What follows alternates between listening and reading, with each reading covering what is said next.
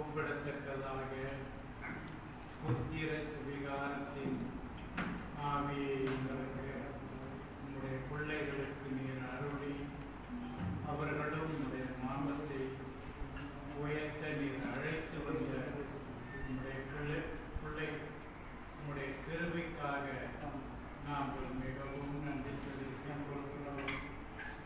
ஆண்டவரே, மாதவாடியிலே நாங்கள் எல்லாரும் உங்களுடைய நாமத்தையே உயர்த்த அருள் தரும்படி சகலவித குற்றம் குறைகளையும் மன்னியும் வந்து கொண்டிருக்கிற பிள்ளைகளையும் நீர் அழைத்து வர வேண்டுதல் செய்கிறோம். ஒரு நாளிலும் ஆண்டவரே, நாங்கள் எல்லாரும் உம்மை மகிமைப்படுத்த அருள் தரும்படி வேண்டுதல் செய்கிறோம். குறிப்பாக அந்த சின்ன பிள்ளைகளுக்கும் நீர் கிருபை நல்க வேண்டுதல் செய்கிறோம். பிள்ளைகளும் அமைதியோடு உம்மை தொழுது கொள்ள அவர்களுக்கும் நீர் அருள் தர வேண்டுதல் செய்கிறோம். குற்றம் குறைகளை கிருபையாய் எங்களுக்கு மன்னித்து எங்களோடு கூட நீர் இடைப்படுமாறு கிறிஸ்து நாமத்தில் ஜெபிக்கிறோம்.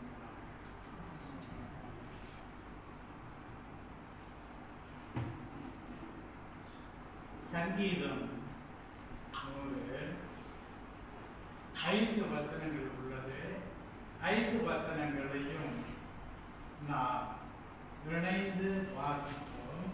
வாசித்து நம்ம ஆராதனை துவங்குவோம். சபையார் யாவரும் எழுதுகிறது இந்த சங்கீத பகுதியை நாம் வாசிப்போம். யாவரும் எழுதுகின்ற சங்கீதம் 100 சேர்ந்து வாசிப்போம்.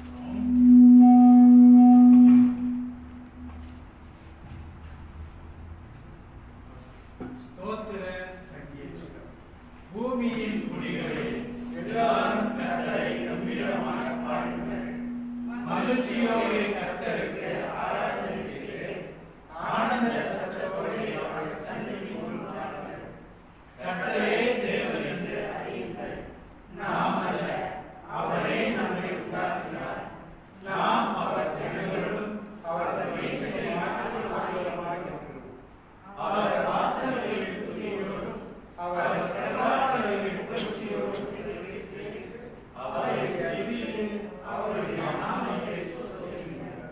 கர்த்தர் நல்லவர், அவருடைய கிருபை என்றென்றைக்கும், அவருடைய உண்மை தலைமுறை தலைவருக்கும் உள்ளது. கர்த்தர் நல்லவர், அவருடைய கிருபை என்றென்றைக்கும், அவருடைய உண்மை தலைமுறை தலைமுறைக்கும் உள்ளது. அந்த வல்ல தேவனை, அந்த நல்ல தேவனை இந்த மாறுபாடிலே போற்றி துதித்து பாடும் வண்ணமாக ஆதியும் நீரே அந்தமும் நீரே என்ற பாடலை நாம் கைகளை தட்டி பாடுவோம்.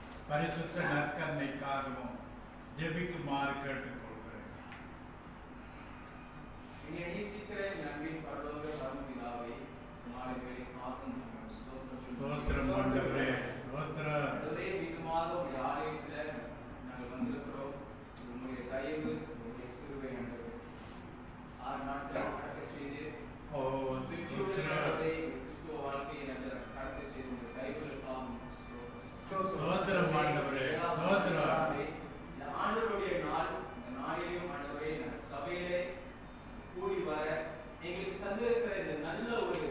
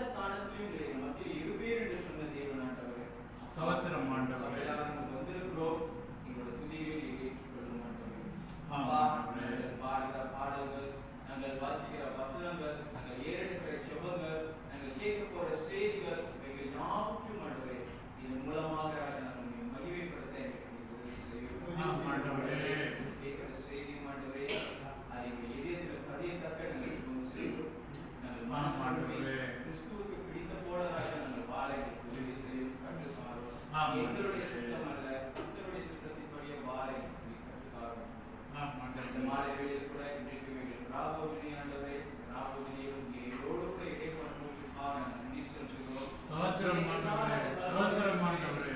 ஒவ்வொரு துளி ரத்தத்தையும் நாங்கள் பார்க்கிறோம் ஆண்டவரே. ரத்தங்கள் அக்கிரமங்களும் எங்களுடைய பாவங்களும் எங்களுடைய மீறுதல்களும் முற்றிலுமாக கழிந்தது காரணம் நன்றி செலுத்துகிறோம். உங்களோடு உறவில் இருக்கிறோம் என்று நாங்கள் அறிந்து கொள்கிறோம். நீ வரும் நாள் மட்டும் காரியத்தை எப்போது நாங்கள் பங்கு பெற்று உங்களோடு கூட நாங்கள் இணைந்திருக்க இசைந்திருக்க தொடர்ந்து இருக்கிறோம் பாராட்ட வேண்டும் என்று நாங்கள் செய்கிறோம். சபைக்கு வந்திருக்கிற ஒவ்வொரு பிள்ளைகளும் எதிர்பார்த்து நாங்கள் ஒப்பு வைக்கிறோம். வந்தவர்கள் யாரும் பெருமையாக திரும்பாதபடிக்கு எங்களுக்கு உதவி செய்யும். ஒவ்வொரு தொடர்ந்து சபைக்கு வந்து கொண்டிருக்கிறவர்கள் பாதுகாப்போடு சபைக்கு வந்து சேர்க்க ஆராதனை துவக்கம் முதல் இறுதி வரை ஜெபத்தை ஆண்டவராக இயேசுவின் நாமத்தில் நாம் ஏற்படுத்துவோம். அமரும்படி சொல்கிறேன். இன்னொரு பாடலையும் நாம் தொடர்ந்து பாடுவோம். துதி கீதங்களால் புகழ்வேன் உங்கள் நாமம் மகத்துவம்.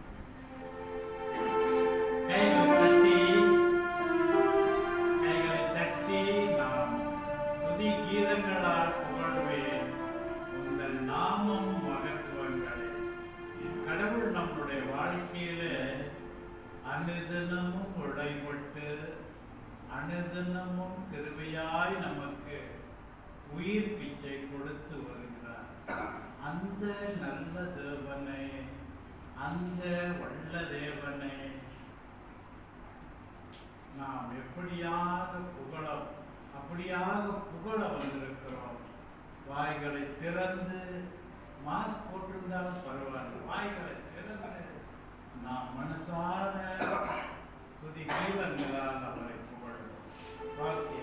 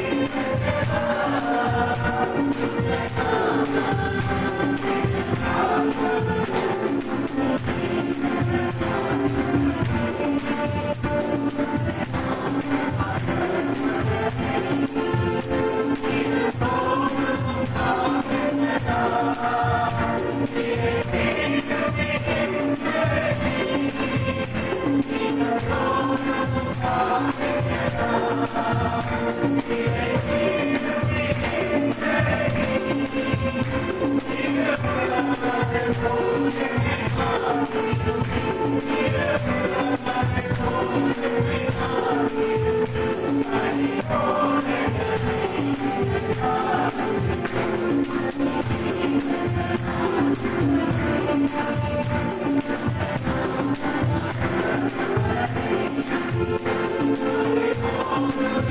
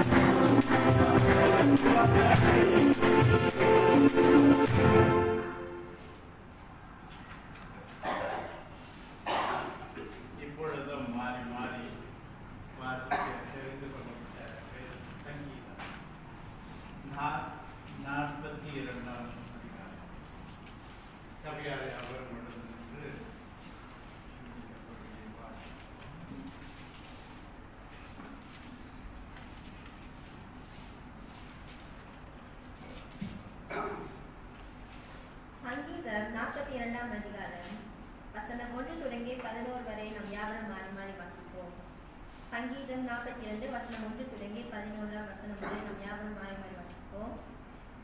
கோராகின் புத்திரருள்ள ராக தலைவனுக்கு ஒப்புவிக்கப்பட்ட மஸ்கில் எனும் தாவீதின் சங்கீதம்.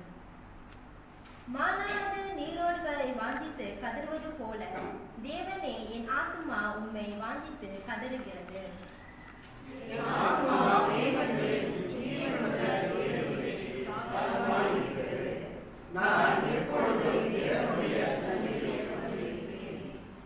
உன் தேவன் எங்கே என்று அவர்கள் நாள்தோறும் என்னிடத்தில் சொல்கிறபடியால் இரவும் பகலும் என் கண்ணீரே எனக்கு உணவாயிற்று.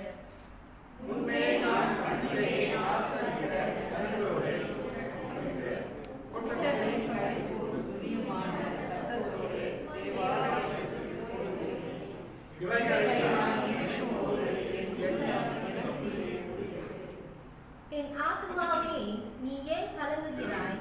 ஏன் எனக்குள் தியங்குகிறாய்? தேவனை நோக்கி காத்திரு. அவர் சமூகத்து ரட்சிப்பின் நிமித்தம் நான் இன்னும் அவரை துதிப்பேன்.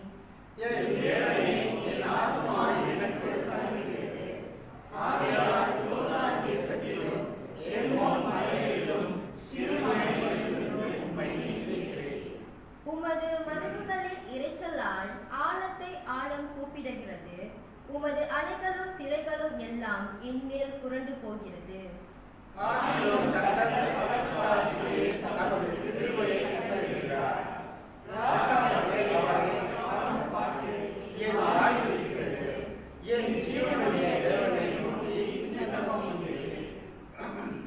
நான் என் கண்மலையாகிய தேவனை நோக்கி ஏன் என்னை மறந்தீர்? சத்ருவினால் ஒடுக்கப்பட்டு நான் ஏன் துக்கத்துடனே திரிய வேண்டும் என்று சொல்லுகிறேன்.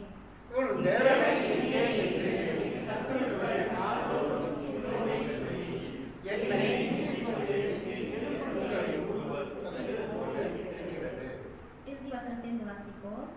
என் ஆத்துமாவே நீ ஏன் கலங்குகிறாய்? ஏன் எனக்குள் தியங்குகிறாய்?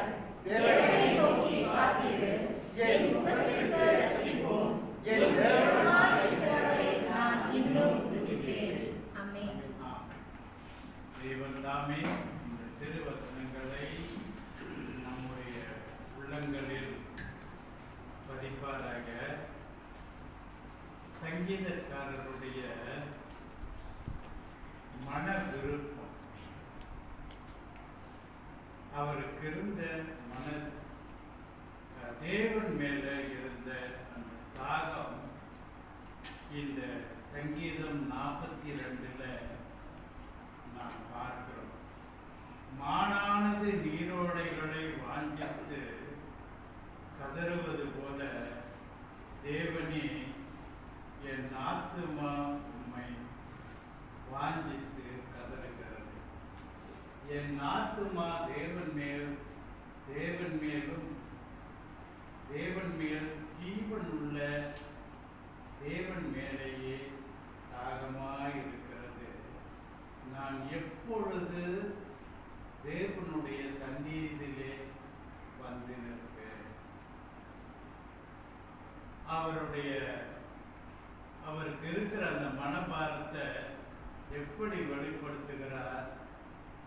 மானானது நீரோடைகளை வாஞ்சித்து கதறுவது போல. மான்கள் நீர் உள்ள இடத்துல தான் அது தங்கும். மான் நீர் உள்ள இடங்களில் தங்கும். ஏன்னா அதுக்கு அவ்வப்போது தாகம் எடுக்கும் போது இலகுவாக தண்ணீர் குடிக்க. அதுபோல என்னுடைய ஆத்துமா தேவன் மேல வாஞ்சியாயிருக்கிறது என்று இந்த பகுதியில் சொல்கிறார். என் ஆத்துமா தேவன் மேல் ஜீவனுள்ள தேவன் மேலேயே தாகமாயிருக்கிறது. நான் எப்பொழுது தேவனுடைய சந்நிதியிலே வந்து நிற்பேன்? அந்த மான் எப்பொழுதுமே நீரூற்றண்டையிலே இருப்பது போல என் ஆத்துமா தேவனுடைய ஆலயத்தின் மேலே வாஞ்சையாய் இருக்கிறது, தாகமாய் இருக்கிறது என்று இந்த வசனங்களிலே குறிப்பிடுகிறார். ரட்சிக்கப்பட்ட அவருடைய பிள்ளைகள் நீங்களும் நானும் தேவனுடைய ஆலயத்தின் மேலே, தேவன் மேலேயும் தேவனுடைய ஆலயத்தின் மேலேயும் வாஞ்சை உள்ளவர்களாக, விருப்பம் உள்ளவர்களாக இருக்க நமக்கு ஆலோசனை கொடுக்கின்றார். நமக்கு பல வேலைகள் இருக்கலாம், பல காரியங்கள் இருக்கலாம். ஆனா அந்த நேரத்திலையும், அந்த கொஞ்ச நேரத்திலையும் கடவுளை போய் தொழுது கொள்ள வேண்டும் என்ற அந்த விருப்பம் நமக்கு எப்போதும் அதிகமாய் இருக்க வேண்டும். நான் ரட்சிக்கப்பட்டேன் என்று சொல்லுகிறவன் தேவனுடைய ஆலயத்தின் மேலே வாஞ்சி உள்ளவனாக இருப்பான். இந்த ஆழமான வார்த்தைகளுக்காக நாம் மிகவும் நன்றி செலுத்திக் கொள்கிறோம். கிறிஸ்துமஸ் மாதத்தில் அடியெடுத்து வைத்திருக்கிறோம். கிறிஸ்துமஸ் நெருங்கி கொண்டிருக்கிறது. கோவை 19 நெருங்கி கொண்டிருக்கிறது. ஆனாலும் உங்களுக்கும் எனக்கும் கடவுளுடைய கிருபை அதிகமாகவே இருக்கிறது. குறிப்பாக நம்முடைய சபையில் இருக்கிற பிள்ளைகளுக்கு, குறிப்பாக உளுத்திராமில், முக்கியந்தாமில், பூலாயில், துன்வாசில் உள்ளவர்களுக்கும், நம்முடைய தாய் சபையான பெத்லெஹேம் சபையில் உள்ளவர்களுக்கும் இந்த வியாதி அண்டாதபடிக்கு கடவுள் காத்து வருகிறார். உலக மக்கள் பயந்து போய் கிடக்கிற இந்த காலகட்டத்திலேயும் அவருடைய பிள்ளைகளாகிய நாம் எப்படியாக கடவுளுக்கு நன்றி உள்ள இருதயத்தோடு நாம் வாழ பழகிக்கொள்ள கடவுள் நமக்கு அருள் புரிவாராக. அந்த நல்ல தேவனுக்கு நம்முடைய காணிக்கைகளையும் தசம பாகங்களையும் கொடுப்போம். இந்த காணிக்கை எடுத்து முடிந்த பிற்பாடு, ஜெபம் செய்த பிற்பாடு, சகோதரி கிறிஸ்டினா இன்னைக்கு நம்முடைய மத்தியில கடவுள் மீண்டுமா சகோதரிய கொண்டு வந்திருக்கிறார். இதுக்காக பெரிய 2 ஆபரேஷன் அப்படி இருந்தாலும் நடமாடத்தக்கதாக கடவுள் உதவி செய்து வருகிறார். அதுக்கு நன்றியோடு கூட ஒரு சிறப்பு பாடலை நாம் கேட்கிறோம். சபையார் இந்த காணிக்கைக்காக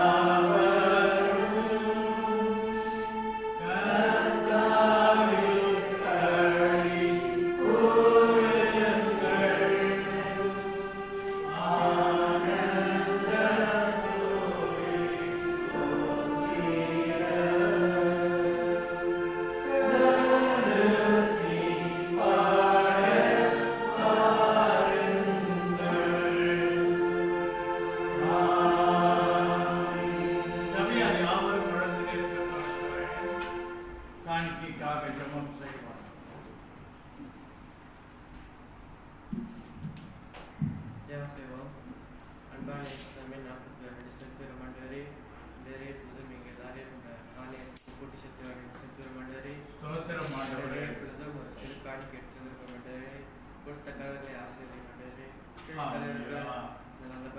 பயன்படுத்த உதவி செய்யப்பட்டேன். இயேசுவின் கேட்டது நடக்கிறார். அமருவோம். நாம் சிறப்பு பாடலை கேட்போம். சகோதரருக்கு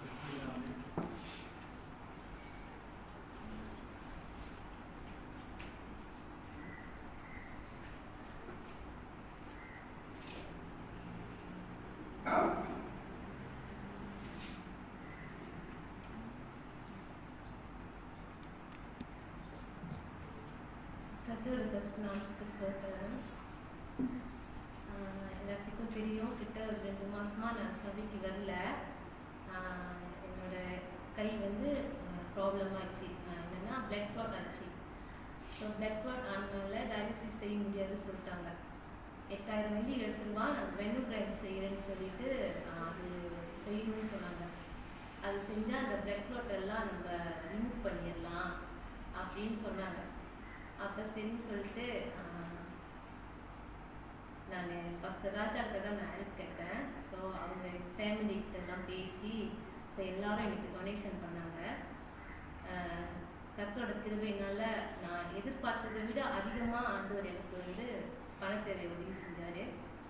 அந்த 8000 வண்டி மட்டும் இல்லாமல் இந்த வியாழக்கிழமை வரைக்கும் நான் வந்து கேபிஜேல தான் சொந்தமாக காசு கட்டி நான் டயாலிசிஸ் செய்கிற அளவுக்கு ஆண்டவர் எனக்கு அவரோட பண தேவைகளை செஞ்சிச்சாரு. நான் என் ஹஸ்பண்டோட சேலரி நான் எடுக்கல. என்னோட சொந்தக்காரங்க எல்லாம் போட்ட காசு தான் இந்நாள் வரைக்கும் நான் டயாலிசிஸ் செஞ்சேன். ரொம்ப நன்றி செலுத்துகிறேன் ஆண்டவருக்கு. ஆண்டோட கிருபையினால இப்போ இந்த கையில் வந்து பிஸ்தோலா போட்டு இப்போ 2 நாளாக நான் இதில் டயாலிசிஸ் செஞ்சுட்டு இருக்கேன். இதுலேயும் ஆண்டவர் எந்த ஒரு ப்ராப்ளமும் வராதபடி நல்லவனமாக டயாலிசிஸ் செய்ய ஆண்டவர் எனக்கு கிருபை அளிச்சிருக்காரு. நான் ரொம்ப நன்றி சொல்கிறேன்.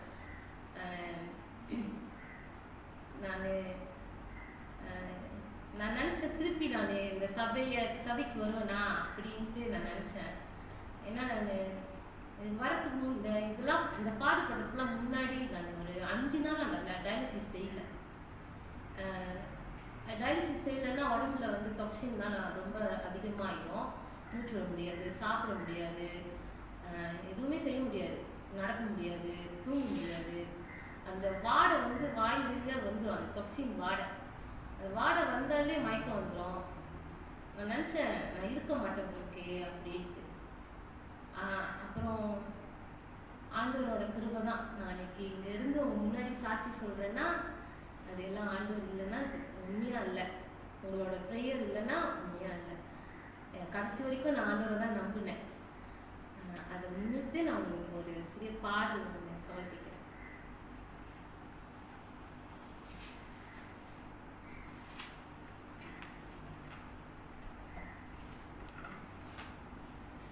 நான் நிற்கும் பூமி நிலை குலைந்து அழிந்தாலும் என் நம்பிக்கை என் அஸ்திவாரம் அசைந்தாலும், நான் நிற்கும் பூமி நிலை குலைந்து அழிந்தாலும் என் நம்பிக்கை என் அஸ்திவாரம் அசைந்தாலும், நான் நம்புவதற்கு ஒன்றும் இல்லை என்றாலும் நம்புவேன் என் இயேசு ஒருவரை. நான் நம்புவதற்கு ஒன்றும் இல்லை என்றாலும் நம்புவேன் என் இயேசு ஒருவரை. நம்புவேன் என் இயேசு ஒருவரை. நம்புவேன் என் இயேசு ஒருவரை. நம்புவேன் என் இயேசு ஒருவரை. நம்புவேன் என் இயேசு ஒருவரை. நான் நிற்கும் பூமி நிலை குலைந்து அழிந்தாலும் என் நம்பிக்கை என் அஸ்திவாரம் அசைந்தாலும், நான் நிற்கும் பூமி நிலை குலைந்து அழிந்தாலும் என் நம்பிக்கை என் அஸ்திவாரம் அசைந்தாலும், நான் நம்புவதற்கு ஒன்றுமில்லை என்றாலும் நம்புவேன் என் இயேசு ஒருவரை. நான் நம்புவதற்கு ஒன்றுமில்லை என்றாலும்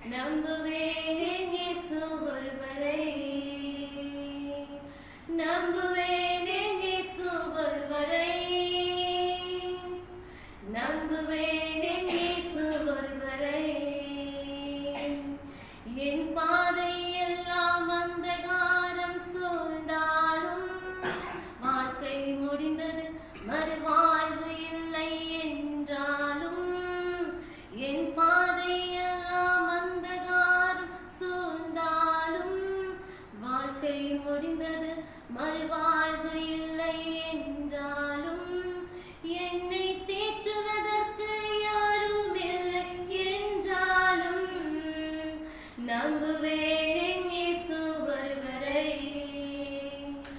என்னை தேற்றுவதற்கு யாரும் இல்லை என்றாலும் நம்புவேன் இயேசு ஒருவரை.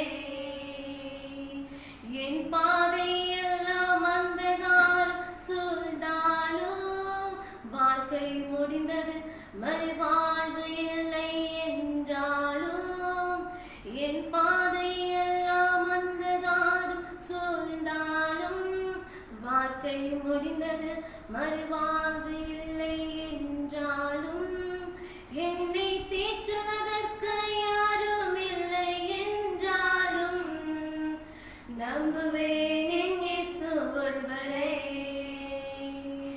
நம்புவேன் இயேசு ஒருவரை. நம்புவேன் இயேசு ஒருவரை. நம்புவேன் இயேசு ஒருவரை. நம்புவேன் இயேசு ஒருவரை. நன்றி.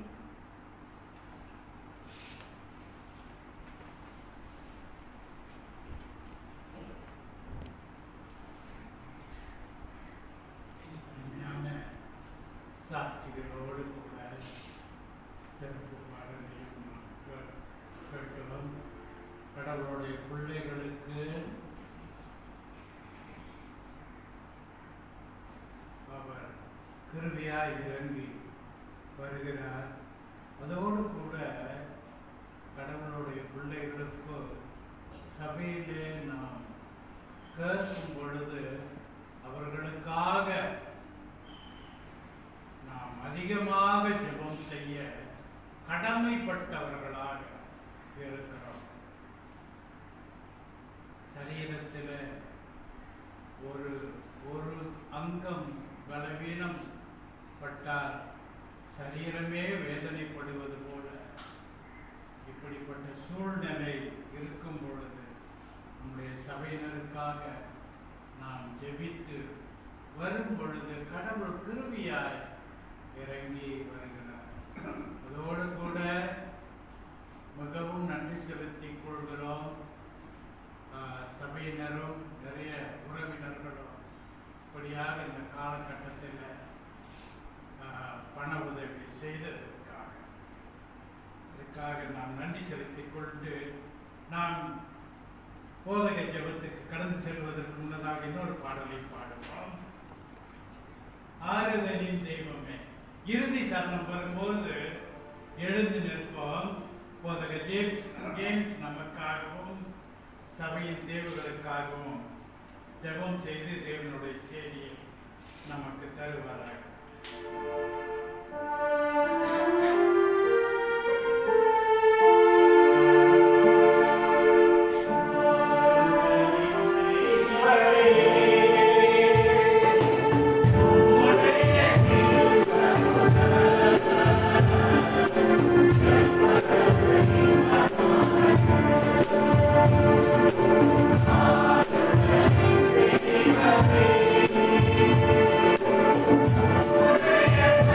Thank you.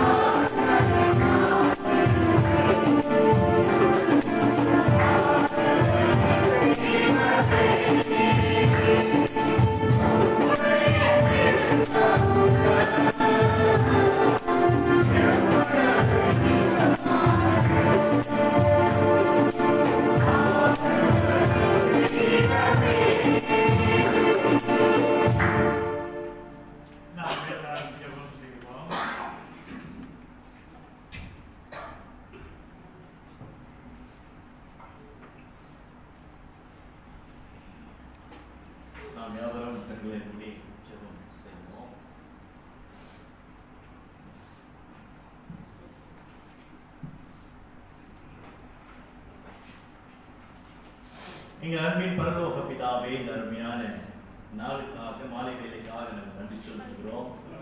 கர்த்தாவே, உடைய கிருபை மேலானது, உடைய நாமம் அதிசயமானது.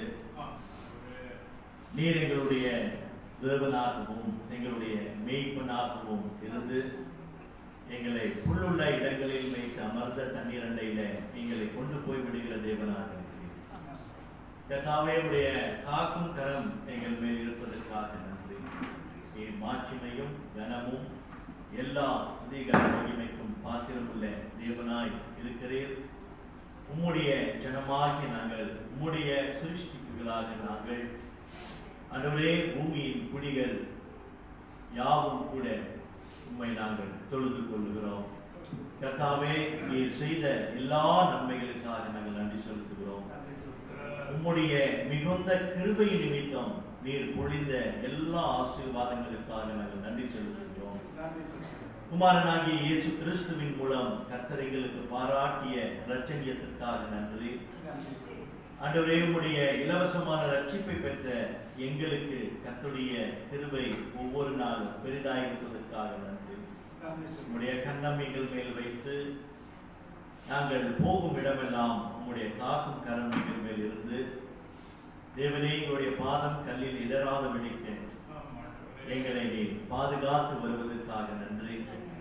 ஒவ்வொரு நாளும் சோதனையிலிருந்து எங்களை மீட்டெடுத்து எல்லா அக்கிரமங்களிலிருந்து எங்களை பாதுகாத்து எல்லாவற்றுக்கும் மேலாக ஆண்டவரே, நாங்கள் பாவம் செய்யும் பொழுது எங்களுடைய பாவங்களை கர்த்தர் மன்னித்து மீண்டுமாக உம்மிடத்திலே கிட்டி சேர செய்கிறேன். அதற்காக நன்றி செலுத்துகிறோம். இப்படியாக உங்களுடைய ஜனத்தின் மேலே கர்த்தாவே நீர் கிருபை பாராட்டி இன்றைக்கும் ஆண்டவரை நாங்கள் உண்மை தொழுது கொள்ளும்படியான கிருபையை கர்த்தர் கொடுத்தீர். அதற்காக நன்றி செலுத்துகிறோம். ஒரு வாரம் கர்த்தருடைய கரம் எங்கள் மேல் இருந்தது, கர்த்தருடைய கன்னம் எங்கள் மேல் இருந்தது, கர்த்தருடைய வழிநடத்துதல் எங்கள் மேல் இருந்தது. உமது கோலும் ஒரு தடியும் எங்களை தேற்றினது. அதற்காக நாங்கள் நன்றி செலுத்துகிறோம். எங்களுடைய கண்ணீரை கர்த்தாவே நீர் கண்டீர். எங்களுடைய பலவீனங்களை நீர் கண்டீர். கர்த்தாவே, எங்களுடைய வேதனைகளிலே நீர் எங்களோடு கூட இருந்தீர். அப்பா பிதாவே என்று நாங்கள் உம்மை நோக்கி கும்பிடும் பொழுது எங்களுக்கு விடுதலை தந்தீர். எங்களை ஆறுதல் படுத்தினீர், எங்களை சமாதானப்படுத்தினீர். ஆண்டவரே, உமக்கு நாங்கள் நன்றி செலுத்துகிறோம். இப்பொழுதும் ஆண்டவரே, எங்களுடைய பாவங்களை கர்த்தர் கிருபையாய் மன்னிக்க நாங்கள் வேண்டுதல் செய்கிறோம். எங்களுடைய சிந்தையாலும், எங்களுடைய கண்களினாலும், காதுகளினாலும், நாவினாலும், எங்களுடைய இருதயங்களினாலும், காதுகளினாலும் செய்த எல்லா பாவங்களையும் கிருபையாய் கர்த்தர் மன்னிக்க வேண்டுதல் செய்கிறோம். ஆண்டவரே கர்த்தாவே, உம்முடைய இரக்கங்களின் நிமித்தம் கர்த்தாவே எங்களுக்கு இறங்கி எங்களை சிட்சித்து தொடர்ந்து உம்முடைய சித்த பிரகாரமாக எங்களை நடத்துவீராக. இப்பொழுதும் ஆண்டவரே, எங்களுடைய ஜெபத்தை கேளும். நோய்வாய்ப்பட்ட பிள்ளைகளுக்கு தேவன் தாமே இறங்குவீராக. அவர்களுடைய நோய்களை கர்த்தாவே நீர் குணமாக்குகிற தேவனாக இருக்கிறீர்.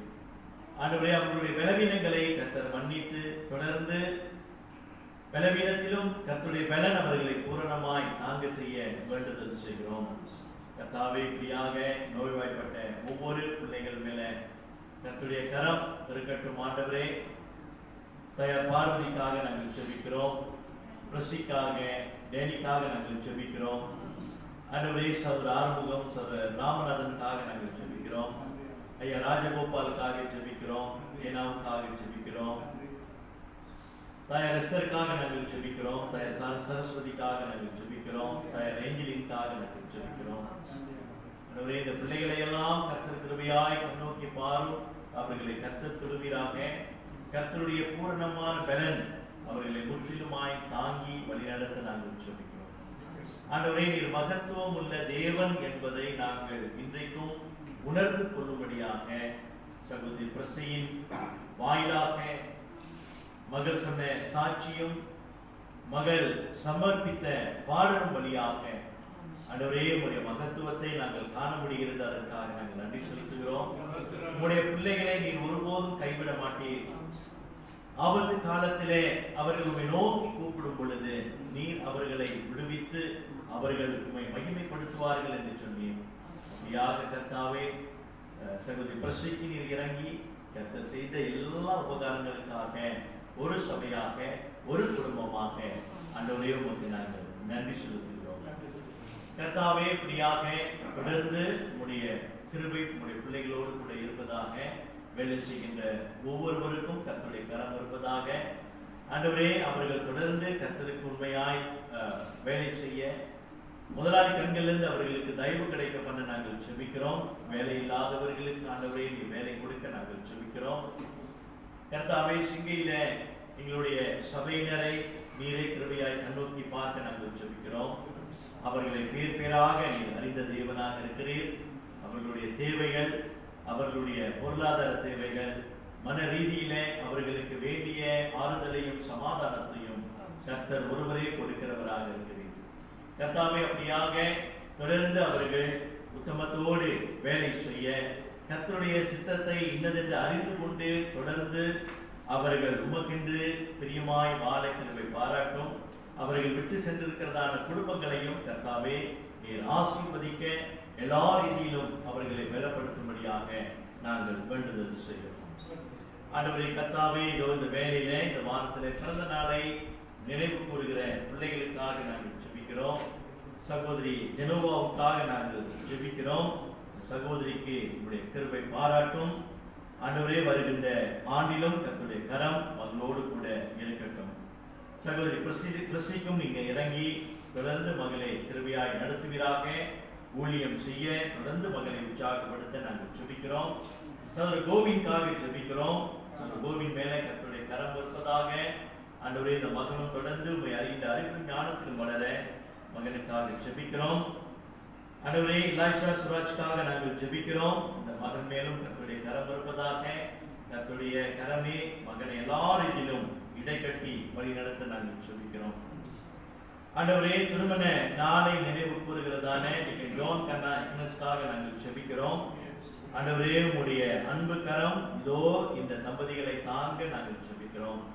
கர்த்தருடைய சித்தத்தையே அவர்கள் நிறைவேற்ற உம்முடைய ஊழியத்தை செய்ய அவர்களுக்கு கர்த்தர் கிருபை பாராட்டும்.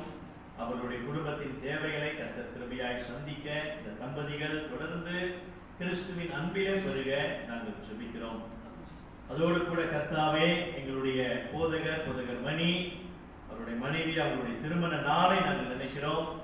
ஆண்டவரே தொடர்ந்து இந்த தம்பதிகளை கர்த்தாவே நீர் ஆசீர்வதித்து அவர்களையும் கிருபையாய் நடத்துவீராக.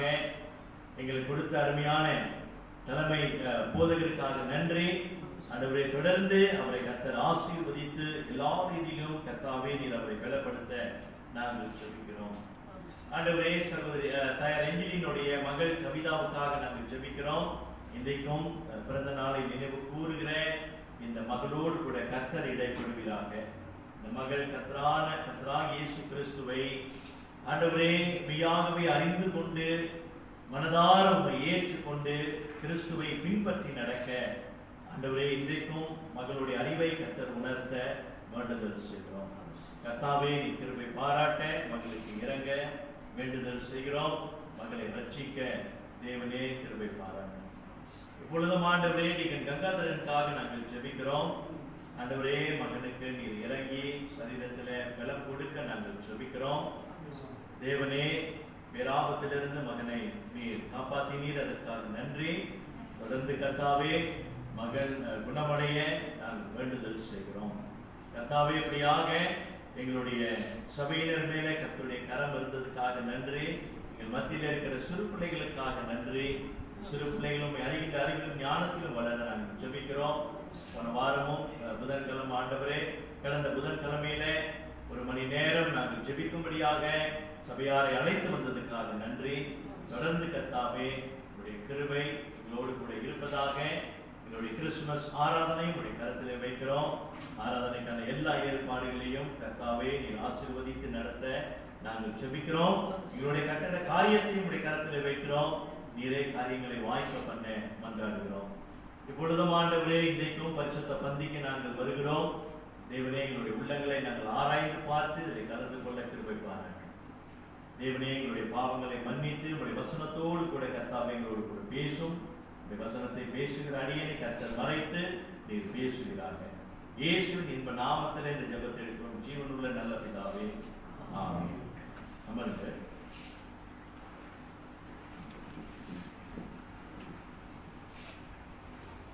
லூக்கா 2ஆம் அதிகாரம்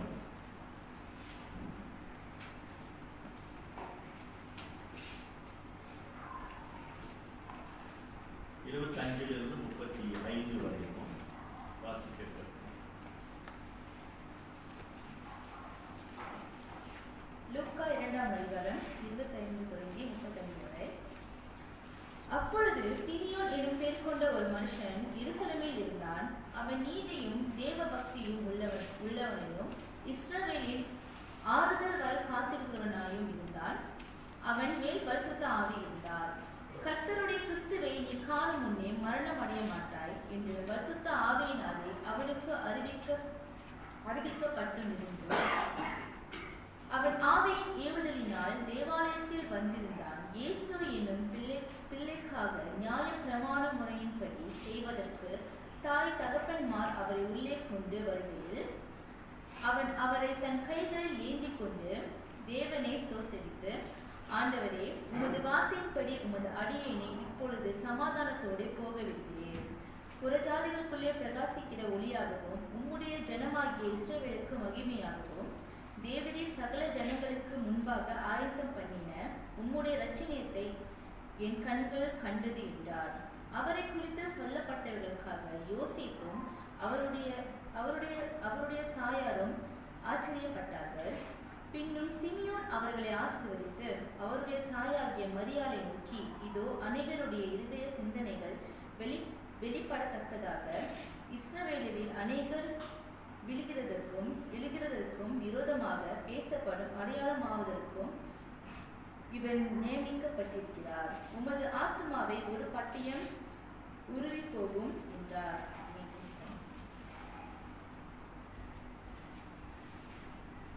பிரியமானவர்களே, கிறிஸ்துமஸ் மாதத்திலே நாம் காலடி எடுத்து வைத்திருக்கிறோம்.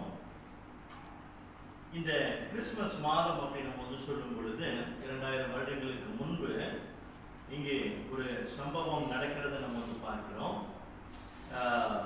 சிமியோன் என்ற ஒரு மனுஷன் இந்த கிறிஸ்துவின் பிறப்புக்காக அவளோடு அல்லது அதிகமாய் காத்திருந்த ஒரு சூழ்நிலையை நம்ம பார்க்கிறோம். சிமியோன் கர்த்தராகிய இயேசு கிறிஸ்துவினுடைய பிறப்புக்காக காத்திருந்தான் என்று பார்க்கிறோம். இந்த காத்திருக்கிறது அப்படின்னு நம்ம சொல்லும் பொழுது இந்த சிமியோன் எதற்காக காத்து கொண்டிருந்தான் அப்படின்னா, இதுதான் இன்றைக்கு உள்ள தலைப்பு. நம்ம பார்க்கிறோம் ஆறுதலுக்காக ஏங்கி கொண்டிருந்தான் அல்லது ஆறுதலுக்காக காத்து கொண்டிருந்தான் அப்படின்று நாம் பார்க்கிறோம். இந்த ஆறுதலுக்காக காத்து கொண்டிருந்தான் என்று சொல்லும் பொழுது என்ன ஆறுதலுக்காக காத்து கொண்டிருந்தான், என்ன ஆறுதல் அப்படின்னு நம்ம சொல்லும் பொழுது அதற்கான பதில் நம்ம பார்க்கிறோம். 32ஆம் வசனத்துல பார்க்கும்போது, உம்முடைய இரட்சணியத்தை என் கண்கள் கண்டது அப்படின்னு அங்க பதில நம்ம பார்க்கிறோம். வசனம் 25 நம்ம பார்க்கும்போது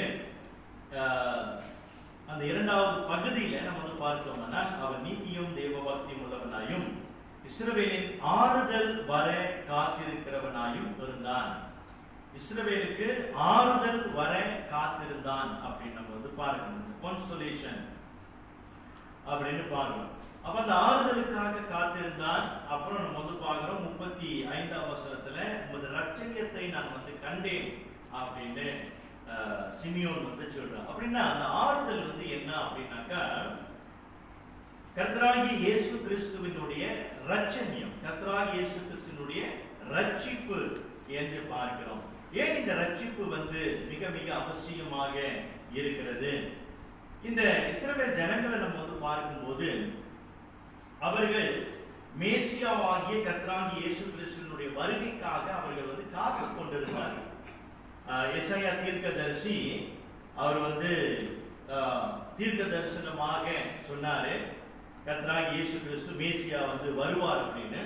அதற்கு பல 1000 ஆண்டுகளுக்கு முன்னதாகவே ஆதியாகமம் 3ஆம் அதிகாரம் 15ஆம் வசனத்துல நம்ம பார்க்கிறோம். அங்கேயே கர்த்தராகிய இயேசு கிறிஸ்து பாவங்களை மன்னிக்கும்படியாக உலகத்திற்கு உலகத்துக்கு வருவார் அப்படின்றத தீர்க்க தரிசனம் அங்க வந்து சொல்லப்பட்டிருக்கிறத நம்ம வந்து பார்க்கிறோம். அப்படியாக பல வருடங்களாக காத்திருந்த இந்த மேசியா எப்போ வருவார் அப்படின்ற இந்த யூத ஜனங்களும் காத்து கொண்டிருந்தார்கள். இந்த குறிப்பாக வந்து பார்க்கிறோம் சிமியோன் அவனும் காத்து கொண்டு இருந்தார். ஏன் இந்த கர்த்தராகிய இயேசு கிறிஸ்து வரணும், ஏன் அவருடைய வருகைக்காக இவ்வளவு ஆவலா அவங்க வந்து காத்து கொண்டு இருந்தாங்க அப்படின்னாக்கா, இஸ்ரவேல் ஜனங்கள் வந்து அவர்கள் தேவனை விட்டு தூரமாய் போயிட்டாங்க. அவர்களுடைய அக்கிரமங்களினாலும் பாவங்களினாலும் தேவனை விட்டு தூரமா போயிட்டாங்க. தேவனுடைய கட்டளைகளுக்கு அவர்கள் வந்து கீழ்ப்படியல, கர்த்தருடைய கட்டளை பிரமாணங்களை அவங்க வந்து கடைபிடிக்கல, நிறைவேற்றல.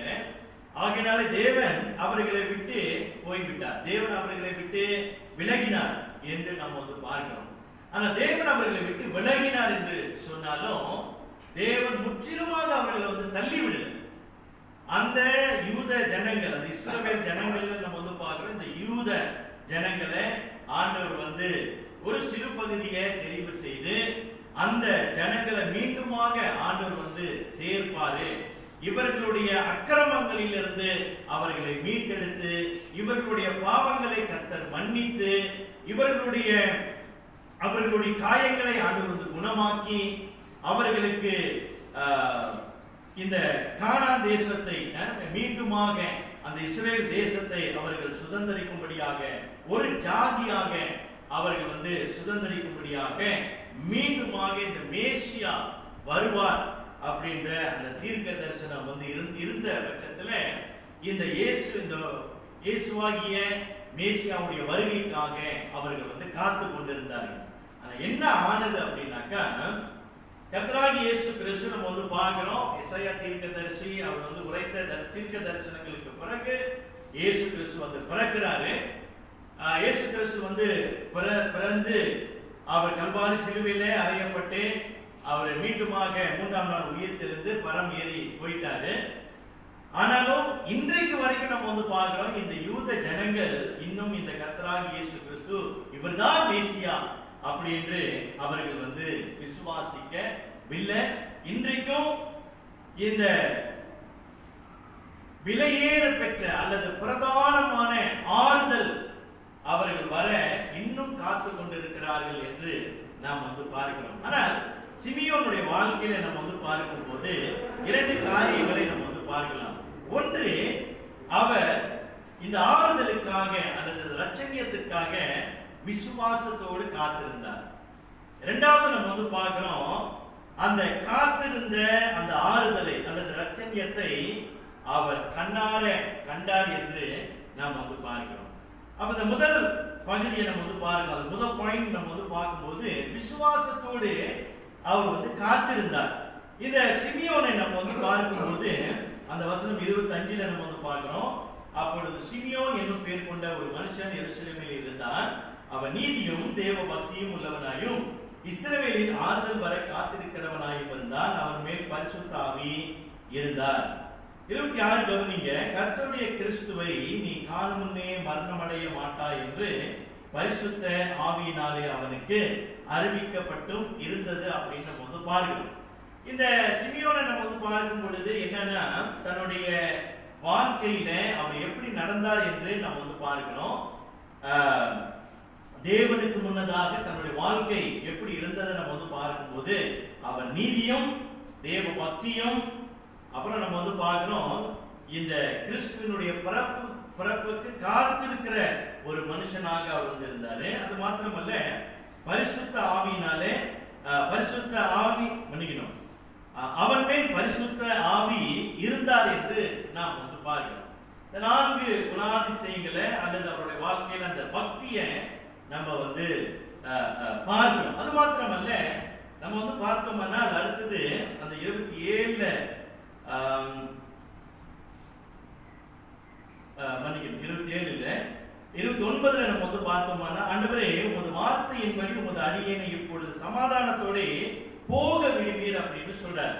அப்பனா அவர் வந்து ஒரு மரணம் அடைய அந்த அந்த வயதுல அவர் வந்து இருக்கிறார்.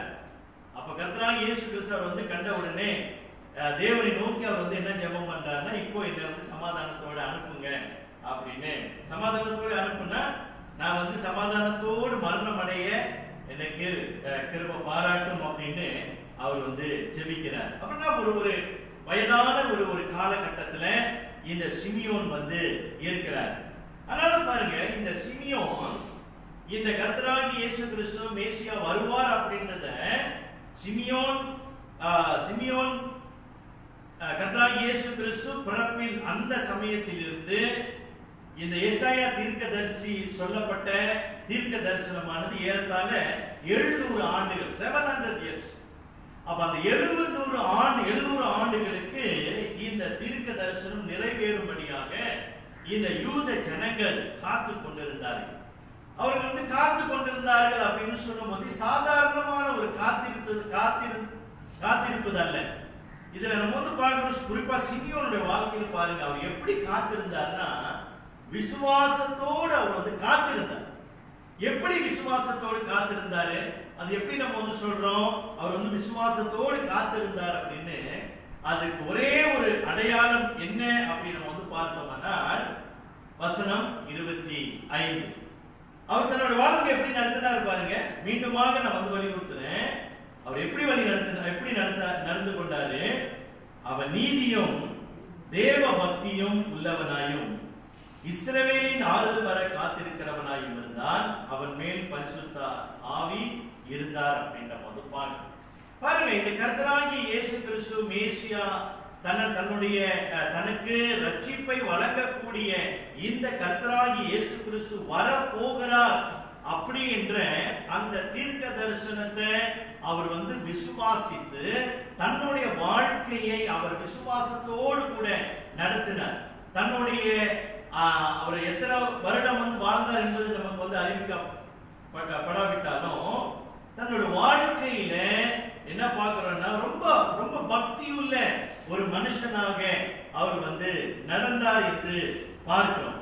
அந்த டிவோட் என்ற வார்த்தை, அந்த பக்தி என்ற வார்த்தை நம்ம வந்து பார்க்கும்போது அது என்ன காட்டுகிறது என்றால் இந்த God fearing, கர்த்தருக்கு அல்லது தேவனுக்கு பயந்து நடக்கிற ஒரு மனுஷனாக இந்த சிமியோன் வந்து இருந்தார். அப்போ அது மாத்திரமல்ல, பரிசுத்த ஆவி அவர் மேல இருந்ததை நம்ம வந்து பார்க்கிறோம். பரிசுத்த ஆவி அவர் மேல இருந்ததுன்றால என்று இருக்கிறதுனால நம்ம வந்து பார்க்கிறோம் அவர் வந்து பரிசுத்த ஆவியினால் வந்து நடத்தப்பட்டு, அடுத்தது நம்ம வந்து பார்க்கிறோம், மேலும் நம்ம வந்து வாசித்தோம்னால் அந்த பரிசுத்த ஆவியானவருடைய வழிநடத்துதலின் மூலியமாக தான் அவர் வந்து தேவாலயத்தில் தன்னுடைய நாட்களை செலவழித்தார் என்றும் நம்ம வந்து பார்க்கிறோம். பிரியமானவர்களே, கர்த்தராகிய இயேசு கிறிஸ்துவினுடைய வருகைக்கு, அந்த முதல் வருகைக்கு அல்லது பிறப்புக்கு இந்த சிமியோன் விசுவாசத்தோடு காத்திருந்தான் என்று நாம் வந்து பார்க்கிறோம். தேவனுக்கு காத்திருப்பது என்பது நம்முடைய பிள்ளைகளுடைய வாழ்க்கையின் அம்சங்களை தேவன் அதிகமாக விரும்புகிறார். கர்த்தருக்கு காத்திருப்பது நல்லது. புலம்பல் 3ஆம் அதிகாரம் வசனம் 25-26 வாசிங்க. லெமன்டேஷன் 3.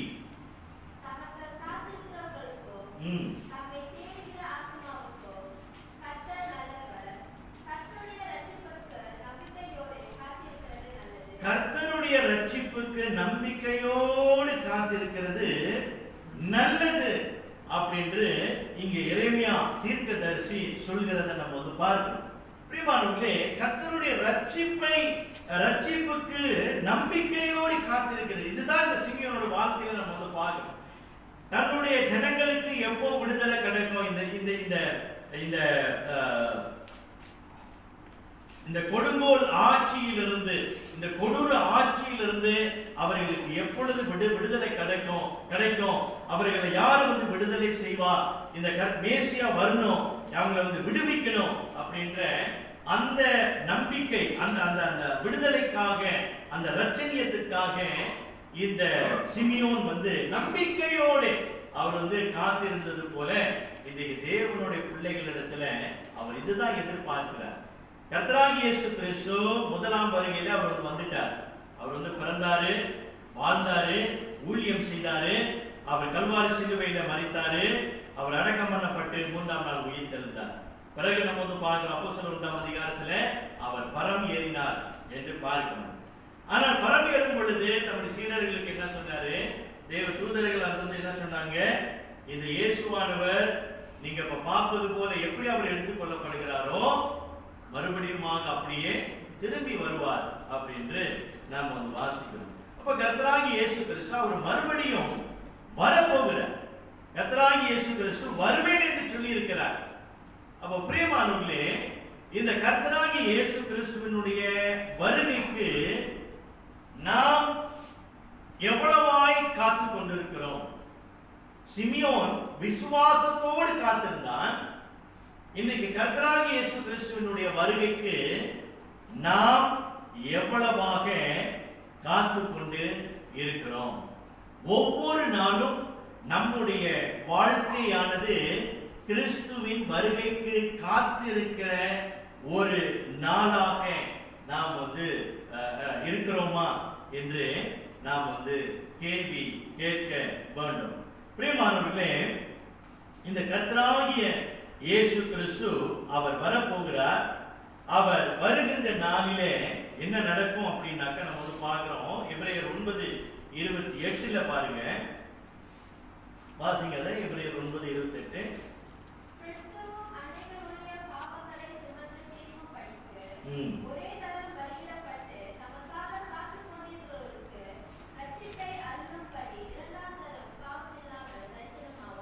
சரி, கவனிச்சு பாருங்க. இந்த வசனத்துல தமக்காக காத்து கொண்டிருக்கிறவர்களுக்கு அப்படின்னு சொல்லும் போது, சரி, தமக்காக காத்து கொண்டிருக்கிறவர்களா யாரு? யார் அவருடைய வருகைக்காக காத்து கொண்டிருக்கிறவர்கள்? தமக்காக காத்து கொண்டிருக்கிறவர்களுக்கு ரட்சிப்பை அருளும்படி. தமக்காக காத்து கொண்டிருக்கிறவர்கள் அப்படின்னு சொல்லும் பொழுது எல்லாரும் காத்து கொண்டிருக்கிறாங்களா? எல்லாரும் இயேசு வருவாரு காத்து கொண்டிருக்கிறாங்களா? இல்ல. மெய்யாகவே கர்த்தராகிய இயேசு கிறிஸ்துவினுடைய அந்த ரட்சிப்பை அடைந்தவர்கள் அவர்கள் என்ன செய்வார்கள் என்றால், அவர்கள் கிறிஸ்துவின் வருகைக்காக காத்து கொண்டிருக்கிறவர்களாய் காணப்படுவார்கள். ஏனென்றால் இந்த உலகத்திலே அக்கிரமங்கள் இதெல்லாம் வந்து நிறைந்து கொண்டு போகிறது. நம்முடைய உலகத்தில பாவங்கள் பெருகி கொண்டு போகிறது. இன்றைக்கு அநியாயங்கள் இதெல்லாம் நம்ம வந்து பார்க்கும்போது எல்லாமே பெருகி கொண்டு போகிறது. பித்தலாட்டம், பொய், இதெல்லாம் இன்னைக்கு திருடு, கொலை எல்லாம் பெருகி கொண்டு போகிறத நம்ம வந்து பார்க்கலாம். அதுக்கெல்லாம் காரணம் என்ன? மனுஷனுடைய பாவம். அப்ப இந்த பாவத்திலிருந்து விடுதலை கொடுக்கக்கூடிய இந்த கர்த்தராகிய இயேசு கிறிஸ்து வரணும், அவர் சீக்கிரமா வரணும் அப்படின்றத யார் எதிர்பார்த்து கொண்டிருப்பாங்கன்னா, இந்த கிறிஸ்து இயேசுவின் விலையேற பெற்ற ரத்தத்தினால் மீட்கப்பட்டவர்கள் இந்த ரட்சணியத்திற்காக அவர்கள் காத்து கொண்டிருப்பார்கள். அப்ப காத்து கொண்டிருக்கிறவர்களுக்கு அவர் என்ன செய்யறாரா? ரட்சிப்பை அருளும்படிக்கு. இப்ப நம்ம வந்து கேள்வி கேட்கலாம், ரட்சிக்கப்பட்டவர்கள் காத்து கொண்டிருக்கிறார்கள். அப்ப ரட்சிக்கப்பட்டவர்கள் காத்து கொண்டிருக்கிறார்கள் என்றால் அவர்களுக்கு இன்னும் என்ன ரட்சிப்பை ஆண்டவர் வழங்க போகிறார்? ரட்சிப்பை அருளும்படி அப்படின்னு நம்ம வந்து பார்க்கணும். பிரியமானவர்களே, இந்த ரட்சிப்பை அருளும்படி அப்படின்னு நம்ம வந்து சொல்லும் பொழுது அந்த முழுமையான ரட்சிப்பை நம்ம வந்து பார்க்கணும். இன்றைக்கு நம்ம வந்து ரட்சிக்கப்பட்டோம், ஆனாலும் பலவிதமான பாடுகளை நாம் வந்து கடந்து போகிறோம். பலவிதமான பலவீனங்கள், பலவிதமான கஷ்டங்கள் இதெல்லாம் நம்ம வந்து கடந்து போகிறோம். பலவிதமான தீமைகள், பலவிதமான நெருக்கங்கள் நம்முடைய வாழ்க்கையில இருக்கிறது. ஆனாலும் கர்த்தருடைய வருகைக்காக காத்திருக்கிறவர்களுக்கு ரட்சிப்பை அருளும்படி அப்படின்னு சொல்லும் போது அந்த முழுமையான ஆறுதல், அந்த முழுமையான ரட்சணியத்தை கர்த்தர் நமக்கு கொடுக்கிறவராக இருக்கிறார். அதுதான் அந்த பரலோகம் என்று நம்ம வந்து பார்க்கிறோம். அங்க வந்து நமக்கு வந்து என்ன இல்லை? கண்ணீர் இல்லை, கவலை இல்லை, துக்கம் இல்லை. இதெல்லாம் நம்ம வந்து பார்க்கிறோம். பிரியமானவர்களே, நம்முடைய வாழ்க்கையில இன்றைக்கு தேவ பிள்ளைகளாகி நம்ம எல்லாரும் வயசானவங்க தான் கர்த்தராகிய இயேசு கிறிஸ்துவின் வருகைக்கு காத்திருக்கிறோம் அப்படின்னு இல்லை. நம்ம எல்லாருமே சிறியோர்ல இருந்து முதியோர் வரைக்கும் நாம் எல்லாருமே கிறிஸ்துவினுடைய வருகைக்கு விசுவாசத்தோடு காத்திருக்கிறவர்களாக நாம் காணப்படணும். அதுதான் இன்னைக்கு தேவன் விரும்புகிறார். ஏன் விசுவாசத்தோடு காத்திருக்கணும் அப்படின்னாக்கா, விசுவாசத்தோடு காத்திருக்கிறவன் தன்னுடைய வாழ்க்கையை விசுவாசம் உள்ள வாழ்க்கையாக அவன் நடத்தி கொண்டு இருப்பான். அப்ப பிரியமானவர்களே, இன்னைக்கு கிறிஸ்துமஸ் நம்ம நினைக்கிறோம், அது கொண்டாட போறோம். கிறிஸ்துவனுடைய பிறப்பை நம்ம நினைக்கிறோம், கொண்டாட போறோம். ஆனா நமக்கு எல்லாரும் கேட்க வேண்டிய கேள்வி என்னன்னா, கிறிஸ்து பிறந்தாரு, இனி அடுத்ததா வரப்போறார். அப்ப ஒவ்வொரு கிறிஸ்துமஸும் நமக்கு என்ன ஞாபகப்படுத்தணும் அப்படின்னாக்கா, பிறப்பை அல்ல, அவருடைய வருகையை நமக்கு ஞாபகம் படுத்தணும். கர்த்தராகிய இயேசு கிறிஸ்து வரப்போறார் என்றால் அவருடைய வருகைக்கு நான் காத்திருக்கிறவனாக இருக்கிறேனா? அவர் எப்போ வருவார்? அவர் எப்போ வருவார்?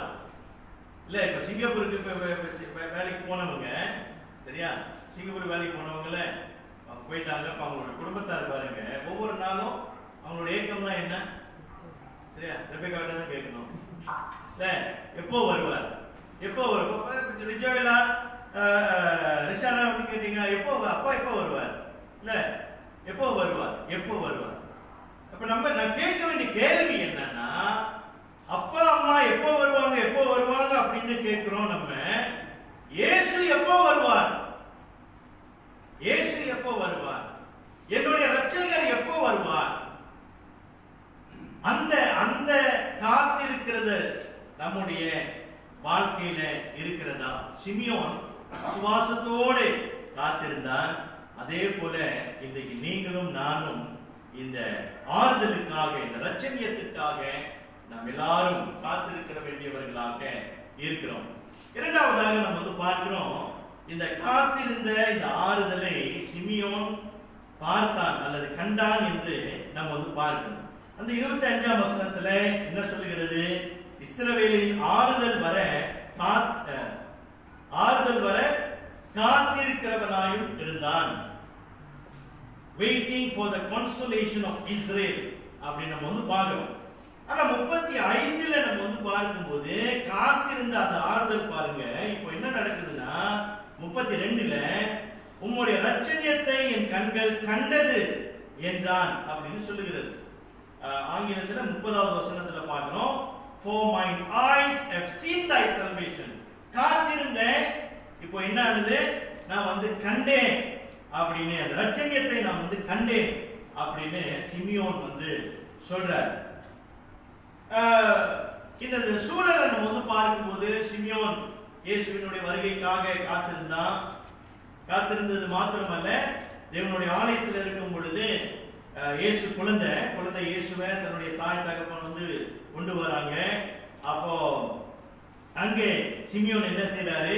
குழந்தை இயேசுவை கையில சுமந்து கொண்டு அவர் தீர்க்க தரிசனம் சொல்லுகிறத நம்ம அதுக்கு முன்னதாக அவர் சொல்றாரு, என்னை சமாதானத்தோடு கூட என்னை அனுப்பும், நான் இரட்சணியத்தை கண்டேன் அப்படின்னு சொல்லிட்டு இந்த 33ஆம் வசனத்துல நம்ம பார்க்கும் பொழுது மன்னிக்கணும், 30ஆம் வசனத்துல புறஜாதிகளுக்கு பிரகாசிக்கிற ஒளியாகவும் உம்முடைய ஜனமாகிய இஸ்ரவேலுக்கு மகிமையாகவும் அப்படின்னு சொல்றார். சிமியோன் பாருங்க, இந்த இயேசுவை அவருடைய கையிலே சுமந்து கொண்டிருக்கும் பொழுது இந்த இயேசு என்ன செய்ய போகிறார் அப்படின்னு சொல்லும்போது, இரட்சகர் இயேசு என்ன செய்ய போகிறார் அப்படின்னாக்கா, அவர்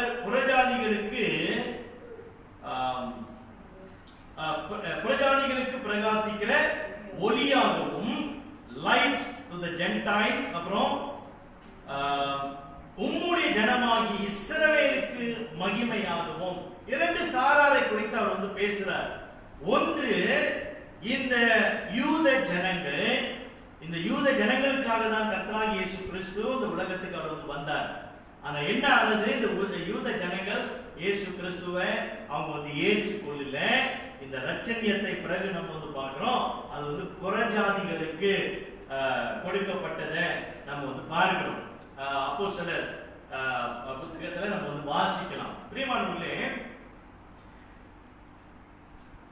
இரட்சணியம் அப்படின்னு சொல்லும் பொழுது இந்த யூத ஜனங்களுக்கு அவங்களுடைய யூத ஜனங்கள் அவங்க எப்பொழுதுமே தேவனுடைய பார்வையில விசேஷ பெற்றவர்களாக இருக்கிறார்கள். அதனால நம்ம விசேஷித்தவர்கள் அப்படின்னு அல்ல, நம்மளும் விசேஷித்தவர்கள் தான். இந்த கிறிஸ்துவனோட வருகையை நம்ம பார்க்கும்போது அவருடைய செகண்ட் கம்மிங்ல இரண்டாம் வருகையில நம்ம பார்க்கிறோம். இரண்டு பகுதிகளாக நம்ம பார்க்கிறோம். இந்த செகண்ட் கம்மிங்ல ரெண்டு பகுதியை நம்ம பார்க்கிறோம். ஒன்னாவது இந்த எடுத்துக்கொள்ளப்படுதல் ரட்ச அப்படின்னு நம்ம சொல்லுவோம். இந்த எடுத்துக்கொள்ளப்படுதல் அப்படின்னு சொல்லும் பொழுது சபை எடுத்துக்கொள்ளப்படும். சபைனா யாரு? நாம். சரிங்களா? குறிப்பா நம்ம பார்க்கிறோம் இன்னைக்கு உலகத்துல சபை அப்படின்னு நம்ம சொல்லும்போது இந்த புறஜாதியான இந்த ஜென்டைல்ஸ் நம்ம சபையில அங்கத்தினர்களாக நம்ம இருக்கிறோம். அதனால யூத ஜனங்கள் இல்லை அப்படின்னு இல்லை, சபை இல்லை அப்படின்னு இல்லை. யூத ஜனங்களும் கிறிஸ்தவர்களாக விசுவாசிகளாக இருக்கிறார்கள். ஆனா என்ன பார்க்கிறோம்னா முதலாவது இந்த சபை எடுத்துக்கொள்ளப்படும். சபை எடுத்துக்கொள்ளப்படும். சபை எடுத்துக்கொள்ளப்படும். அதுதான் கிறிஸ்துவனுடைய அந்த ரகசிய வருகை என்று பார்க்கிறோம். அந்த ரகசிய வருகையில தான் நாம் எல்லாரும், அதாவது கிறிஸ்துவின் வருகைக்காக காத்திருக்கிறவர்கள் எடுத்துக்கொள்ளப்படுவார்கள். எடுத்துக்கொள்ளப்படுவார்கள் என்று பார்க்கிறோம். முதலாவது கிறிஸ்துவுக்குள் மரித்தவர்கள் எழுந்திருப்பார்கள். பிறகு நம்ம பார்க்க உயிரோடு இருக்கிற நாமும் எடுத்துக்கொள்ளப்படுவோம். அடுத்த பகுதி என்ன அப்படின்னு கேட்டீங்கன்னாக்கா, இந்த ரட்சை முடிந்து எடுத்துக்கொள்ளப்பட்ட பிறகு என்ன நடக்கும் அப்படின்னாக்கா 7 ஆண்டு உபத்திரவ காலம் நடக்கும். ட்ரிபுலேஷன் நடக்கும். அந்த ட்ரிபுலேஷன்ல நம்ம பார்த்தோம்னா ரெண்டு பகுதியாக இருக்குது. ஒரு முதல் 3 ஆண்டு உபத்திரவம், இரண்டாவது பகுதி இன்னொரு 3.5 ஆண்டு காலத்துல அந்த உபத்திரவம் ரொம்ப கொடூரமாக இருக்கும் என்று நம்ம பார்க்கிறோம். இந்த காலகட்டத்துல தான் இந்த யூத ஜனங்களுடைய ஆத்மீக கண்கள் திறக்கப்பட்டு அவர்களுக்கு சுவிசேஷம் அறிவிக்கப்படும் பொழுது அவர்கள் கர்த்தராகிய இயேசு கிறிஸ்துவை தங்களுடைய சொந்த இரட்சகராக ஏற்றுக்கொள்வார். உலகம் எங்கும் இருக்கக்கூடிய இந்த யூத ஜனங்கள் அவர்கள் யாரெல்லாம் தேவனால் தெரிந்து கொள்ளப்பட்டிருக்கிறார்களோ அவர்கள் ரட்சிக்கப்படுவார்கள் என்று நாம் பார்க்கிறோம். அப்போ இந்த யூத ஜனங்கள் அப்படி நம்ம சொல்லும் பொழுது அவர்களுக்கு இந்த விசேஷித்த ரட்சிப்பு இருக்கிறது. அதே போல புறஜாதியாராகிய நமக்கும் இந்த விசேஷித்த ரட்சிப்பை ஆண்டவர் கொடுத்திருக்கிறாரு. இன்னும் அநேகரை ஆண்டவர் ரட்சிக்க போகிறார். சிமியோன் என்ன சொல்றாருன்னா, நான் ரட்சணியத்தை கண்டேன் அப்படின்னு சொல்லும் பொழுது நல்லா கவனிச்சு பாருங்க. அவர் இந்த இயேசுவை பார்க்கும் குழந்தை இயேசுவை பார்க்கும் பொழுது எனக்காக இந்த இயேசு பிறந்தார், என்னுடைய பாவங்களுக்காக இந்த கல்வாரி சிலுவையில் இயேசு மரித்து அவர் அடக்கம் பண்ணப்பட்டு 3ஆம் நாள் உயிர்த்தெழ போறார். இந்த இரட்சகர் இயேசுவை நான் கண்டேன். அது மாத்திரமல்ல, இந்த இயேசு அநேகரை அவர் ரட்சிக்க போகிறார் அப்படின்னு நம்ம அவர் சொல்றாரு. எங்க சொல்றாரு? 34 பாருங்க. பின்னும் சிமியோன் அவர்களை ஆசீர்வதித்து அவருடைய தாயாகிய மரியாதை நோக்கி, இதோ அநேகருடைய இருதய சிந்தனைகள் வெளிப்படத்தக்கதாக இஸ்ரவேலில் அநேகர் விழுகிறதற்கும் எழுந்திருக்கிறதற்கும் விரோதமாக பேசப்படும் அடையாளமாவதற்கு இவர் நியமிக்கப்பட்டிருக்கிறார். அதாவது இந்த கர்த்தராகிய இயேசு கிறிஸ்துவினுடைய சுவிசேஷத்தை அவர் அநேக ஜனங்கள் கேட்டு சிலர் அவரை நம்பி வருவார்கள், சிலர் அவரை மறுதலிப்பார்கள், ஏற்றுக்கொள்ள மாட்டார்கள் என்று இந்த வசனத்துல நாம் சொல்லப்படுகிறத நம்ம பார்க்கிறோம். பிரியமானவர்களே, இந்த சிமியோன் பாருங்க, இந்த ரட்சணியத்தை நான் கண்டேன் அப்படின்னு சொல்லும் பொழுது அவருடைய அந்த இயேசுவை பார்க்கும் பொழுது அவருடைய விருப்பம் எல்லாம் என்னன்னா இந்த இயேசுடைய ரட்சணியத்தை அவர் பார்க்கிறார். இந்த இயேசு என்ன செய்ய போறாரு, இந்த குறிப்பா இந்த இயேசு இந்த பூலோகத்துக்கு வந்திருக்கிறாரு, அவர் என்ன செய்ய போறாரு, குறிப்பா அவர் என்ன செய்ய போறாரு, அவர் அநேகரை அவர் ரட்சிக்க போறார் அப்படின்றத அந்த காரியத்தை அவர் பார்க்கிறார். அப்ப அந்த காரியத்தை அவர் பார்க்கிறார் அப்படின்னு சொல்லும் பொழுது இந்த ரட்சணியம் இன்றைக்கு மிக மிக முக்கியமாக இருக்கிறது. இன்றைக்கு ரட்சிப்பு மிக மிக முக்கியமாக இருக்கிறது என்று பார்க்கிறோம். ரட்சிப்பு என்பது அது தேவனால் மட்டுமே ஆகும். அப்போஸ்தலர் 4:12 நம்ம வாசிக்கிறோம், அவராலே அன்றி வேறு ஒருவராலும் ரட்சிப்பு இல்லை. கர்த்தராகிய இயேசு கிறிஸ்துவை தவிர ரட்சிப்பு இல்லை. அதுதான் யோவான் 14:6 என்ன வாசிக்கிறோம்? கர்த்தராகிய இயேசு கிறிஸ்து என்ன சொல்றாரு? நானே வழியும் சத்தியமும் ஜீவனுமாய் இருக்கிறேன், என்னை அல்லாமல் ஒருவனும் பிதாவினிடத்துல வரான் அப்படின்னு நம்ம வாசிக்கிறோம். அப்ப கர்த்தராகிய இயேசு கிறிஸ்து அவராலே அன்றி வேறு ஒருவராலும் ரட்சிப்பு இல்லை. நாம் ரட்சிக்கப்படும்படிக்கு வானத்தின் கீழேயும் மனுஷருக்குள்ளே அவருடைய நாமமே அல்லாமல் வேறு ஒரு நாமம் கட்டளையிடப்படவும் இல்லை என்றார். அப்ப என்ன பார்க்கணும்னா, இந்த ரட்சிப்புக்காக காத்திருக்கிறது மாத்திரமல்ல, இந்த ரட்சிப்பை நான் கண்டேன் அப்படின்னு சிமியோன் சொல்லும் பொழுது இன்றைக்கு நமக்கு ஒரு பாடம். என்ன பாடம் அப்படின்னா, இன்றைக்கு நாமும் கர்த்தராகிய ஆண்டவர் இன்றைக்கு ஜனங்களை ரட்சிக்கும்படியான அந்த விருப்பம் நமக்குள்ளாக அதிகமாய் இருக்கிறதா? நம்ம ரட்சிக்கப்பட்டோம், கர்த்தருக்கு ஸ்தோத்திரம். ஆனா இன்றைக்கு நம்ம குடும்பத்துல இன்னும் ரட்சிக்கப்படாதவர்கள், நம்முடைய உறவினர்கள் ரட்சிக்கப்படாதவர்கள், இன்னைக்கு நம்முடைய சமுதாயத்தில் இருக்கக்கூடியவர்கள், இவர்கள் ரட்சிக்கப்படணும் அப்படின்ற அந்த ஏக்கம், அந்த ஆவல் அது நமக்குள்ள அதிகமாக இருக்கிறதா? இப்ப நம்ம கூட வேலை செய்யறவங்க எல்லா விசுவாசிகளாக இருக்கிறாங்க, அவங்க ரட்சிக்கப்படணும் அப்படின்ற அந்த விருப்பம் நமக்குள்ள இருக்கணும். அவங்களுக்காக நம்ம ஒவ்வொரு நாளும் ஜெபிக்கிறவர்களாக நாம் காணப்படணும். ஒவ்வொரு நாளும் நம்ம வேலையை ஆரம்பிக்கிறதுக்கு முன்னாடி நம்ம ஆபீஸ்ல இருக்கிறவங்க, ஓகே, நம்ம இன்னைக்கெல்லாம் யாரோடு கூட நம்ம இடைப்பட போறோமோ அவங்களுக்காக ஜெபிக்கிறவர்களாக இருக்கும். ஆண்டவரே, எப்படியாவது என்னுடைய சாட்சியை பார்த்து இன்றைக்கு இவர்களை உம்முடைய ரட்சணியத்தை இவர்கள் காணட்டும் அப்படின்ற அந்த ஜெபத்தை ஏறெடுக்கிறவர்களாக நம்ம இருக்கிறோமானால் என்ன பார்க்கிறோம்? தேவனுடைய ரட்சணியம் இந்த உலகத்துல ஒவ்வொரு நாளும், ஒவ்வொரு வினாடி, ஒவ்வொரு நிமிடம், ஒவ்வொரு மணி நேரமும், ஒவ்வொரு நாளும், ஒவ்வொரு மாதமும், ஒவ்வொரு வருடமும் ஆண்டவர் ரட்சிக்க வேண்டும், ரட்சிக்க வேண்டும், ரட்சிக்க வேண்டும் என்ற அந்த விருப்பத்தோடு கூட தான் நம்ம வாழ்ந்து கொண்டிருக்கிறவர்களாய் காணப்படணும். பிரியமானவர்களே, இந்த சமீப கால கட்டத்தில், அதாவது இந்த லாக்டவுன் ஆரம்பிக்கும் போது எனக்கு நான் உணர்ந்த ஒரு காரியம் என்ன அப்படின்னாக்கா, அதாவது என்னுடைய ஜெபத்துல இந்த ஜெபத்தை நான் அதிகமா ஏறெடுக்க ஆரம்பித்தேன். என்னன்னா, ஆண்டவரே, உம்முடைய ரட்சணியத்தை இன்றைக்கு விளங்க பண்ணும். யாருக்கெல்லாம் அப்படின்னு சொல்லும் பொழுது எல்லாருக்கும் நான் சொல்லுவேன், ஆண்டவரே, ஏழை எளியவர்கள், திக்கற்றவர்கள், விதவைகள், இந்த சிறைச்சாலையில் இருக்கிற கைதிகள், மருத்துவமனையில் இருக்கிற நோயாளிகள், குறிப்பாக ஐசியூல இருக்கிறவங்க, முதியோர் இல்லத்தில் இருக்கிற முதியோர்கள், அநாத இல்லத்தில் இருக்கிற அநாத பிள்ளைகள், அதோடு கூட இந்த மறுவாழ்வு மையம், இந்த ரீஹாபிலிட்டேஷன் சென்டர்ல இருக்கிற சகோதர சகோதரிகள், ஆண்டவரே, அவர்களுக்கு உங்களுடைய ரட்சணியத்தை காண்பியும் ஆண்டவரே அப்படின்னு நான் ஜெபிப்பேன். ஆண்டவரே, இன்னைக்கு எத்தனையோ பேரு தற்கொலை செய்யணும் அப்படின்ற முடிவுல இன்னைக்கு இருப்பாங்க. ஆண்டவரே, அவங்களுக்கு எப்படியாவது இந்த சுவிசேஷம் போகட்டும் ஆண்டவரே, அவர்கள் எப்படியாவது ரட்சிங்க ஆண்டவரே அப்படின்றதுதான் இந்த சமீப காலத்துல என்னுடைய ஜெபமாக இருந்தது. பிரியமானவர்களே, இப்படிப்பட்ட ஜெபத்தை தான் நாம் ஏறெடுக்க வேண்டியவர்களாக இருக்கிறோம். இன்றைக்கு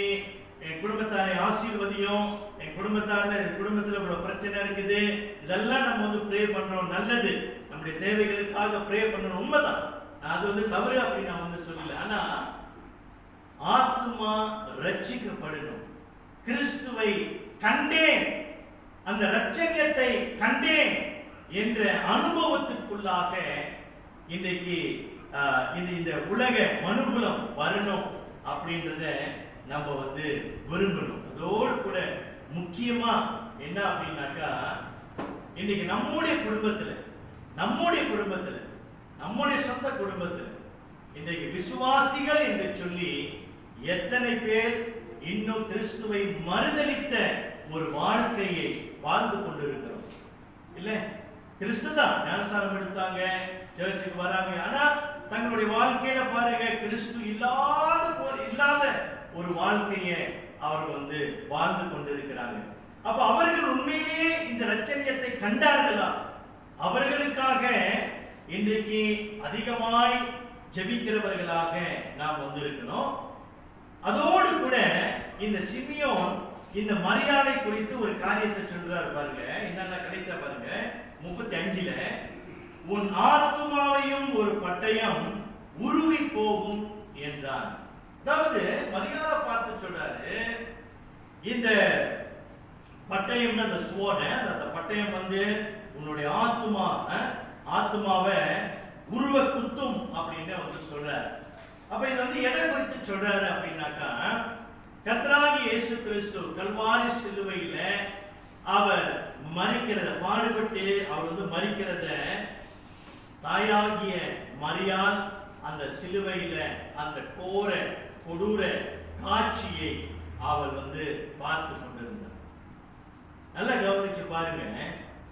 உலகத்தை மீட்க வந்த குமாரனாகிய இயேசு தன்னுடைய குமாரன் கல்வாரி சிலுவையில அவல நிலையில, உதவியற்ற நிலையில, கைவிடப்பட்ட நிலையில, சரீரத்துல பலம் இல்லாம, சரீரம் பீறப்பட்டு, சரீரம் பிக்கப்பட்டு, ரத்தம் எல்லாவற்றையும் சிந்தி அவர் வேதனையோடு அந்த சிலுவையில தொங்கிக் கொண்டிருக்கும் பொழுது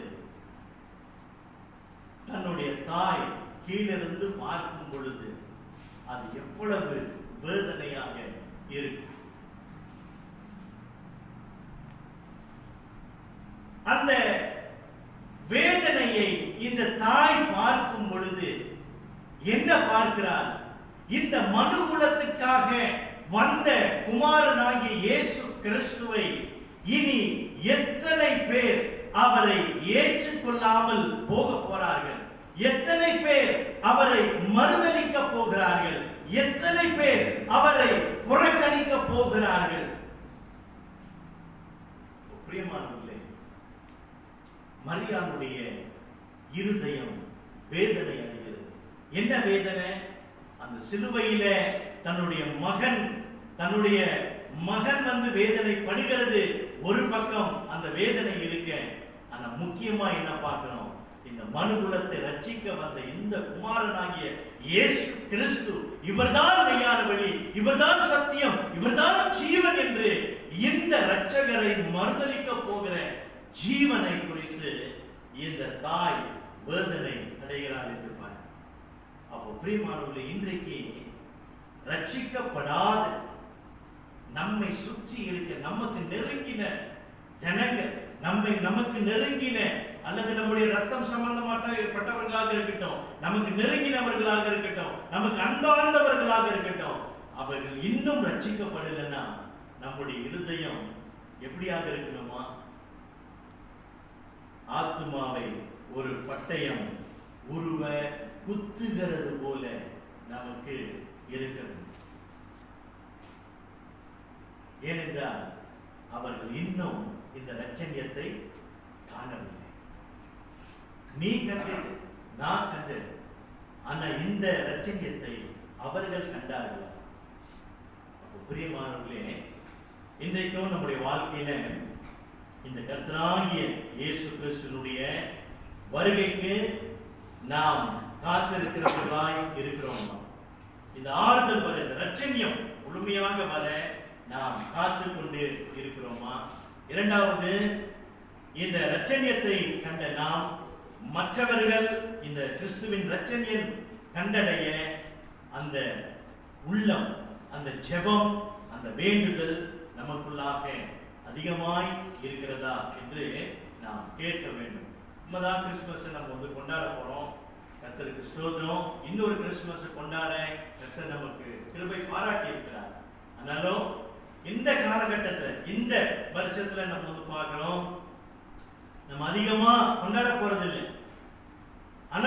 நன்மையை நம்ம வந்து பார்க்கணும். இன்றைக்கு இந்த இந்த காலகட்டத்தில் கிறிஸ்துவின் இந்த கிறிஸ்துமஸையே வேறு கண்ணோட்டத்தோடு கூட நம்ம வந்து பார்க்க கர்த்தர் நமக்கு கிருபை பாராட்டி இருக்கிறார். இந்த கிறிஸ்துமஸ் இந்த ரட்சண்யம் என்ற கண்ணோட்டத்தோடு பார்க்க, to look the Christmas in the sphere of salvation, இந்த ரட்சண்யம் என்ற அந்த கண்ணோட்டத்தோடு கூட நம்ம வந்து கிறிஸ்துமஸை பார்க்கும்படியான ஒரு காலகட்டத்தை கர்த்தர் நமக்கு கொடுத்திருக்கிறார். இன்றைக்கு விருந்தை பத்தி அல்ல, உடைகளை பத்தி அல்ல, இன்றைக்கு சபையினுடைய நிகழ்ச்சிகளை பத்தி அல்ல, இன்றைக்கு ரட்சண்யத்தை குறித்து அதிகமாய் பேசவும் சிந்திக்கவும் செயல்படவே இந்த நாட்களை தேவன் நமக்கு கொடுத்திருக்கிறார். ஆகையினால இந்த ஆறுதல் வர நாம் வந்து விசுவாசத்தோடு கிறிஸ்துவின் வருகைக்காக நம்ம விசுவாசத்தோடு காத்திருப்போம். இன்னும் ரட்சிக்கப்படாதவர்களுக்காக நாம் அதிகமாய் ஜெபிக்க, அந்த வருத்தம் அந்த ஏக்கம் நமக்குள்ளாக அதிகமாய் இருக்க தேவன் நமக்கு உதவி செய்வார்கள். நாம் யாவரும் ஜெபம் செய்து இந்த பரிசுத்த பந்திக்கு நாம் ஆயத்தமாக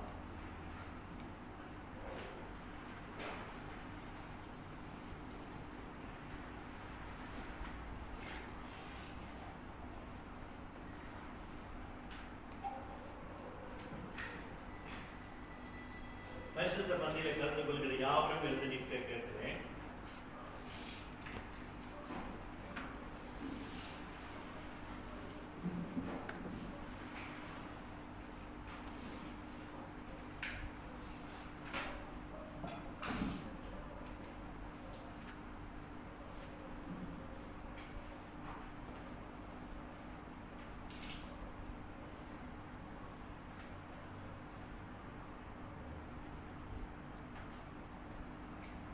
பிரியமானவர்களே, நாம் யாவரும் கண்களை மூடி இரண்டு காரியங்களை நாம் வந்து சிந்திப்போம். முதலாவது, கல்வாரி சிலுவையின் காட்சியை மீண்டுமாக நாம் நினைவு கூறும்படிக்கு இந்த பரிசுத்த பந்திக்கு நாம் வருகிறோம். கல்வாரி சிலுவையிலே கர்த்தராகிய இயேசு கிறிஸ்து நம்முடைய அக்கிரமங்களுக்காக, பாவங்களுக்காக, மீறுதல்களுக்காக அவர் காயப்பட்டு சிலுவையில அறையப்பட்டு ரத்தம் சிந்தி மறித்து அடக்கம் பண்ணப்பட்டு மூன்றாம் நாள் உயிர்த்தெழுந்தார். இந்த சிலுவையின் காட்சியை நாம் வந்து பார்க்கும் பொழுது இன்றைக்கு பாக்கியம் உள்ள ஜனமாக நாம் வந்து இருக்கிறோம். ஏனென்றால் நம்முடைய பாவம், நம்முடைய அக்கிரமம், நம்முடைய மீறுதல்களை கர்த்தர் கிருபையாய் மன்னித்திருக்கிறார். கிருபையாய் நம்மை மன்னித்த அந்த இரட்சகருடைய வருகைக்காக நாம் ஆவலோடு எதிர்பார்ப்போடு இருக்கிறோம். இரண்டாவதாக, கர்த்தராகிய இயேசு கிறிஸ்து இந்த சிலுவையின் காட்சியை நம்ம வந்து பார்க்கும் பொழுது நாம் ரட்சிக்கப்பட்டது போல இன்னைக்கு அநேகரை அவர் வந்து ரட்சிக்க வேண்டும் என்ற அந்த விருப்பம் நமக்குள்ளாக அதிகமாய் இருக்கிறது. ரெண்டு காரியங்களை நாம் வந்து சிந்தித்து நம்மளுடைய பாவங்களை நாம் அறிக்கை செய்து இந்த பரிசுத்த பந்திக்கு நாம் வரும். உங்களுக்காக நீங்கள் ஜெபித்துக் கொள்ளுங்கள்.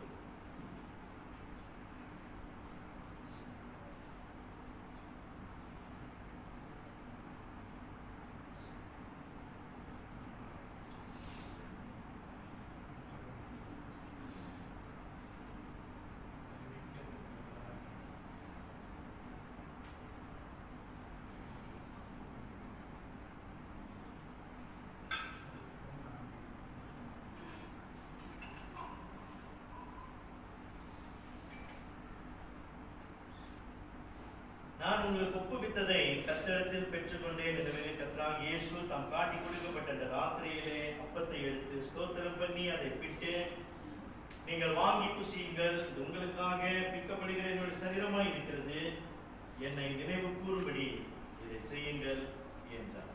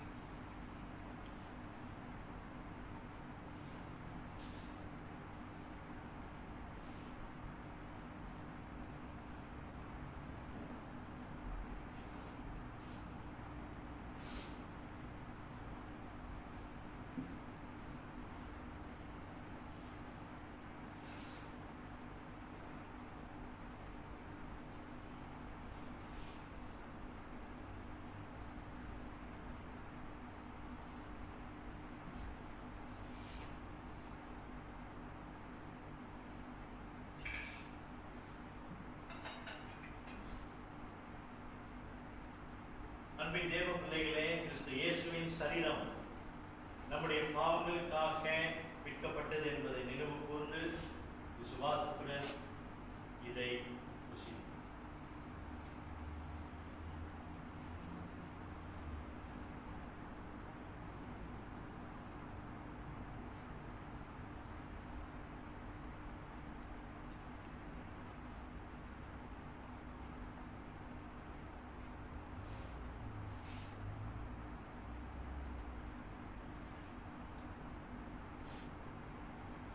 அவர் அந்தபடியே பாத்திரத்தையும் எடுத்து, இந்த பாத்திரம் என் ரத்தத்தினாலாகிய புதிய உடன்படிக்கையாய் இருக்கிறது, இதை பானம் பண்ணும் போதெல்லாம் என்னை நினைவு கூறும்படி இதை செய்யுங்கள் என்றார்.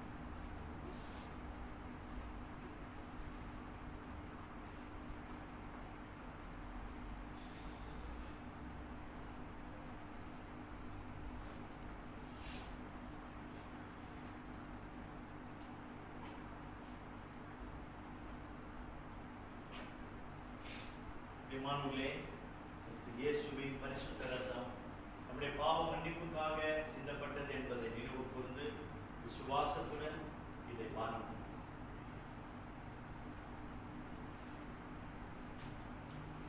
சபை மூப்பர் ஜெபிக்க கேட்கிறேன்.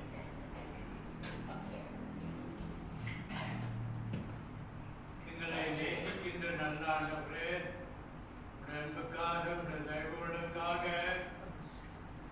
சபையாராகிய நாங்கள் எல்லாரும் உமக்கு நாங்கள் நன்றி செலுத்திக் கொள்கிறோம். சிமியோன் போல உம்முடைய கர்த்தராகிய இயேசு கிறிஸ்துவின் வருகைக்கு காத்திருந்தது போல எங்களுடைய நாட்களிலே உம்முடைய வருகைக்கு வரைக்கும் விசுவாசத்தோடு நாங்கள் தொடர்ந்து காத்திருக்க அருள் தரும்படி ஜெபிக்கிறோம். ஆண்டவரே, உம்முடைய குமாரனுடைய சிலுவை மரணத்தை நாங்கள் பார்க்கும் பொழுது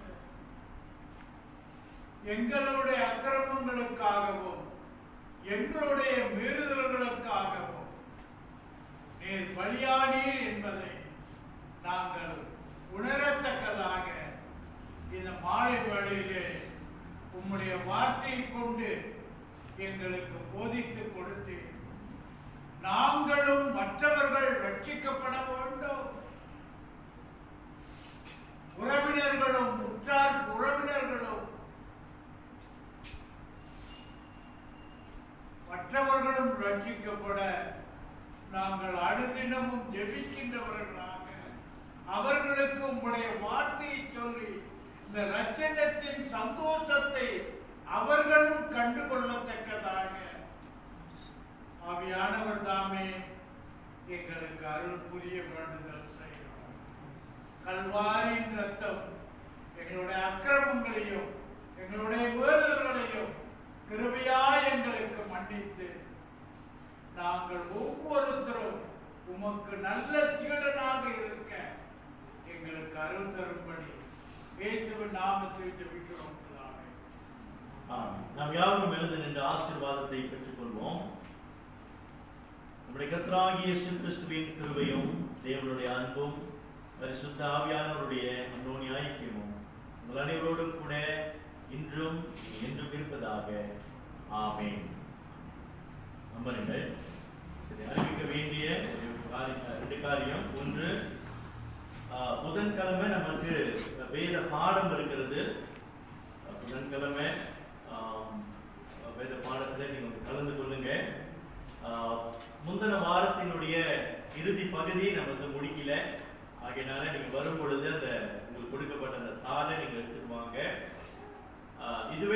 வந்து இந்த வாரம் கடைசி வேத தியானமாக நமக்கு வந்து இருக்கும். அதோடு முடிந்து இந்த வாரம் புதன்கிழமை வேத தியானம் முடிந்து அடுத்த வருஷம் தான் நமக்கு வந்து வேத தியானம் நடைபெறும். சபையா நீங்க வந்து ஜெபித்து வாங்க.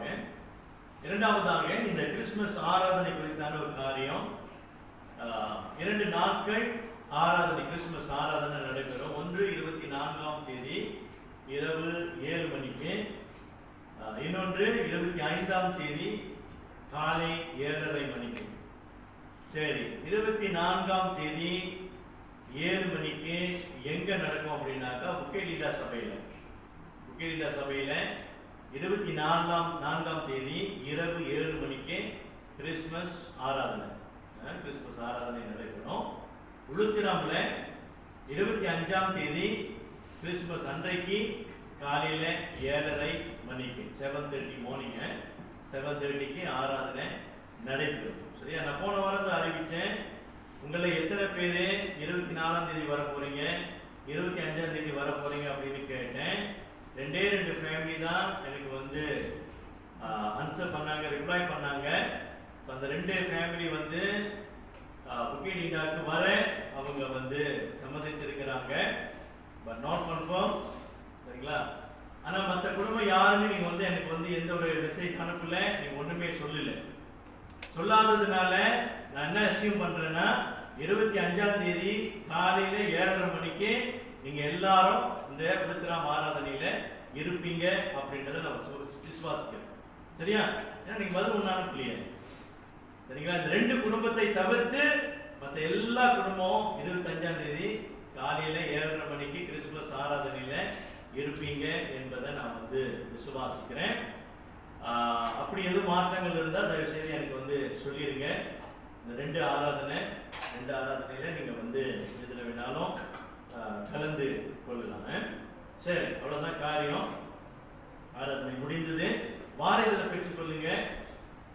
டெய்லி பிரேக் வந்து இருக்குது. டிசம்பர், ஜனவரி, பிப்ரவரி டெய்லி பிரேக் வந்து இருக்கேன். அதையும் நீங்க வந்து எடுத்துக்கொள்ளுங்க. ஆனால் அது வந்து இங்கிலீஷ்ல உள்ளது. அதை நீங்க வந்து பெற்றுக்கொள்ள அன்போடு கேட்டு கொள்கிறேன்.